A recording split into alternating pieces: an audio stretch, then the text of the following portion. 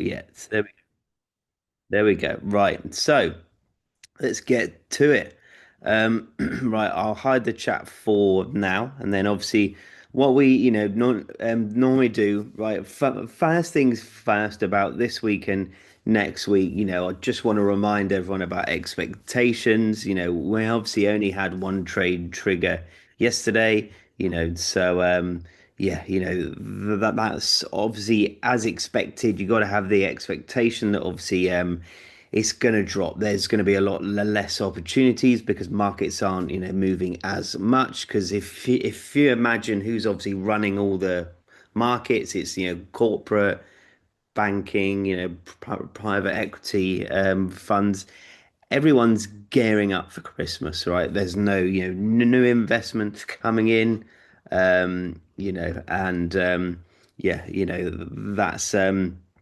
that's why liquidity is a lot slower. So yeah, that's what we've got to expect. We're obviously going to be trading all day today. We'll go through the positions in a minute. I do think it's going to be these will be the positions. Obviously, I'll look to refresh them this afternoon. We do have a bit of news, which is good. We've got some GDP for the US dollar, and we've got some core PC as well. But obviously, that is about it. Nothing else. Got consumer confidence, but obviously, it's a bit later on in the afternoon. Supposedly due to increase.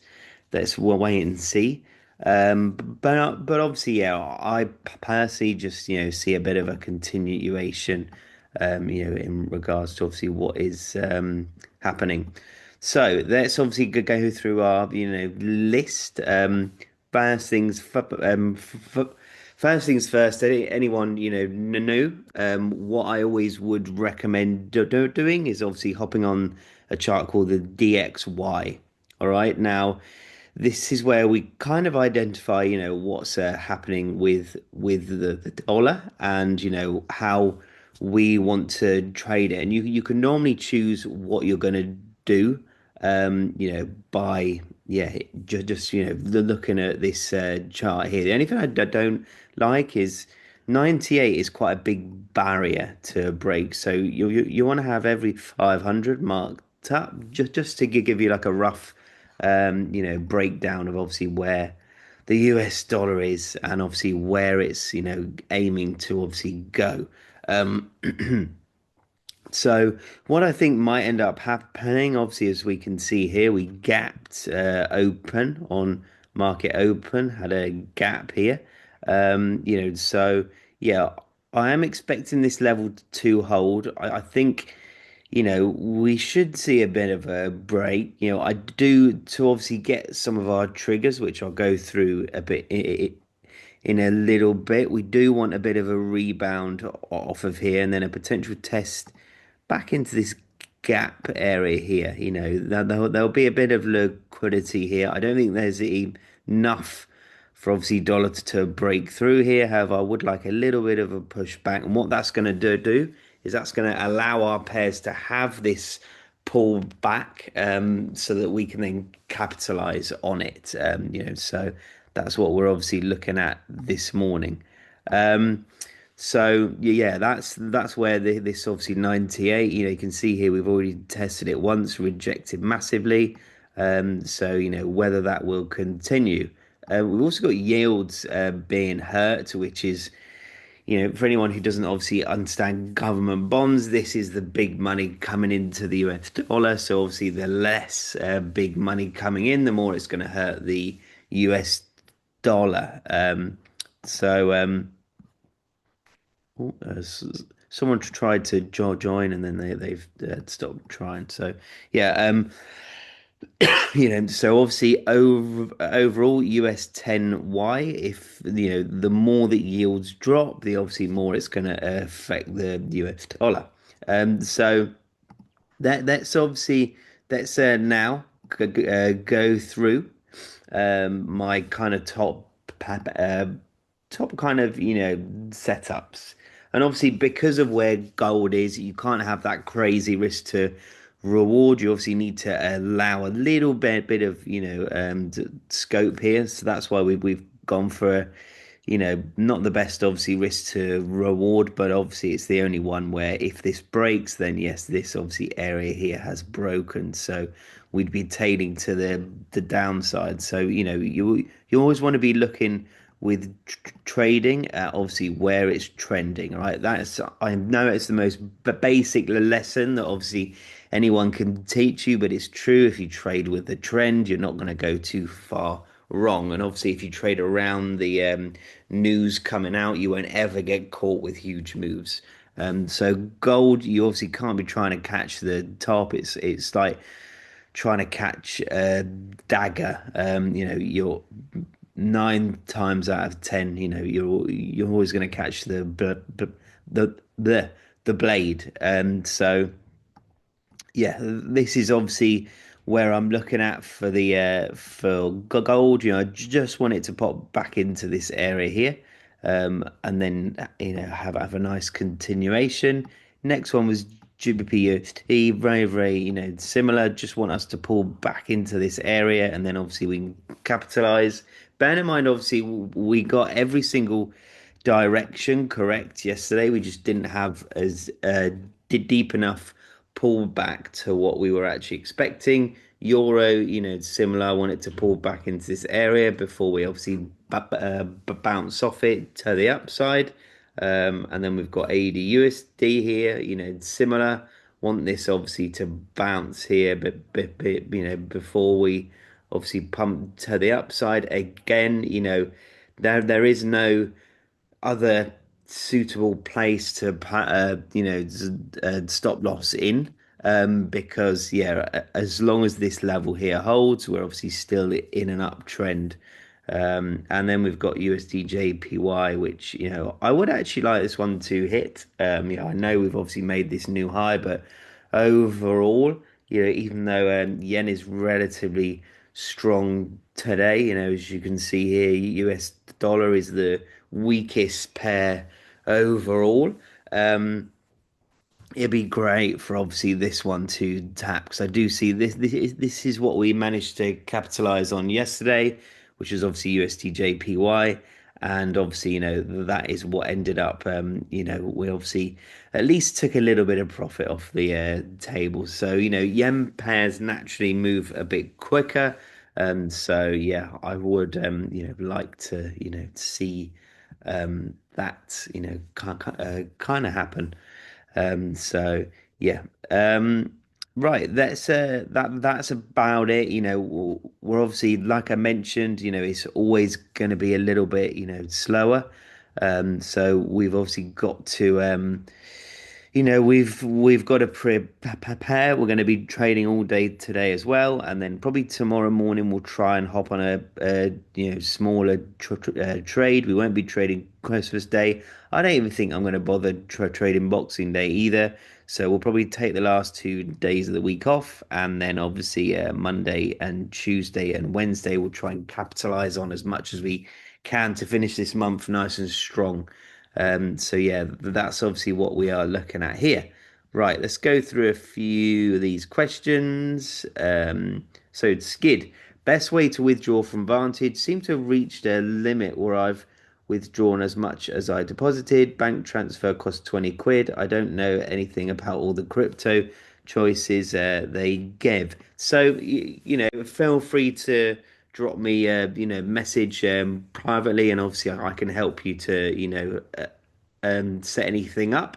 You can do it obviously anyway. That's one of the reasons why we trade with Vantage, is because yeah, they're very very withdrawal friendly. I mean, I obviously make withdrawals on Vantage, and half the time, I mean, the beauty of crypto is it can come through within probably less than 5 minutes, which is pretty rare, because obviously most brokers it's about 24 hours. But drop me a message, and obviously I'll help you. Aki Gold is the main pumping asset. Yeah, what you've got to think about with gold, right, is if anyone's going to put their money anywhere, yeah, right, at this moment in time, and obviously not worry, you're obviously going to want to put it into gold, So, yeah, that's obviously how you've got to always look at the kind of outer picture of everything. If you've got say even if you got a couple of if how big obviously funds were, everything's hedged, all right. So if you've got a couple of say you've got it into tech companies in the stock market, you're going to want to over Christmas potentially hedge it with gold. So obviously that's why gold historically always pumps Christmas. iPhone. Morning, Dan. Could you tell us more about trading the 2 p.m. candle that you mentioned yesterday? What time zone does it work? That was for silver. Let's have a look to see how silver would have worked yesterday. So 4 hour chart, you can have it on any, obviously mine's UTC. UTC, is that correct? London. Yes, London. There we go. So 4 hour chart. So silver, I mean, it's not going to work every day. Yeah, so this one obviously wouldn't have worked because you would have wanted to have bought. So that would have been the first one. But normally, as you can see here, so the 10 a.m. candle is bearish, so the 2 p.m. candle is bullish. It's just some random, silver strategy that I was playing around with a few years ago, so yeah, even trades like this, so obviously 10 a.m. Candle, bullish, you would have had this move here, yeah, so obviously chances are you would have closed out. It does work probably about maybe 7 times out of 10, but obviously, like I was explaining, any strategy you got to test it over time. All right. Right, Dan, do you recommend setting limit orders or waited for added confluences as the price approaches your level? So mine are based on just when they hit. I trigger. If you think about it, we trade around the fundamentals, all right? So we aren't ever going to have these huge moves here unless some random black swan event happens where you obviously can't help it. Like say for example, Tesla's bombed. Like we can't account for stuff like that. But obviously, 9.999 times out of 10. We're obviously always going to be trading around this, high impact, news.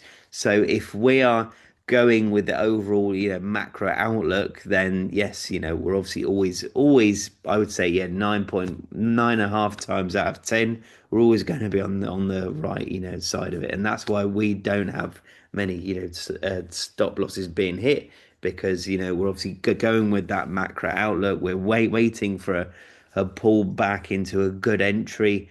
And obviously, when we're not trying to, sort of scalp, so sell here and then buy here and then sell here. We're actually being rigid, disciplined, patient, like yesterday, waiting for it to come into our area to then obviously capitalize on it to the upside. So yeah, that's obviously what I am, looking at here. Any more questions? Any more for any more? Obviously, you guys know I'm happy to answer anything. This is obviously, what's obviously rare about the inner circle is that obviously I'm here every morning at 8 to answer any questions. And obviously you probably don't get that in many other groups. Any more for any more? Fire them over. Otherwise, we'll obviously hope for one of these to trigger this morning.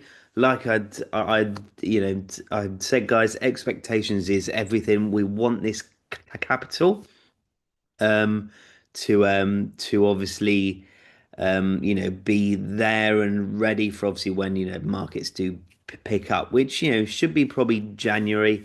Will obviously be back to, normal. January is a bit like it's normally a good trading month. So I normally have three good months, probably June. Obviously this year's been slightly different, but probably June, September, and January are historically very, very good, months to trade, new year, new goals. There's a lot of activity, companies, obviously, every single currency is run through, multiple co- uh, co- companies, trade, export. So if companies have obviously got new goals, then obviously, that's going to increase revenue and that's going to drive the price of a currency up, So you always have to understand the background of a currency and obviously what is going to boost it, So that's why January is normally pretty active. So yeah, but no, if there's no more questions, I hope everyone has a great Tuesday. And obviously, yeah, I'll be updating you guys throughout the day. So have a good one, everyone. Have a good one.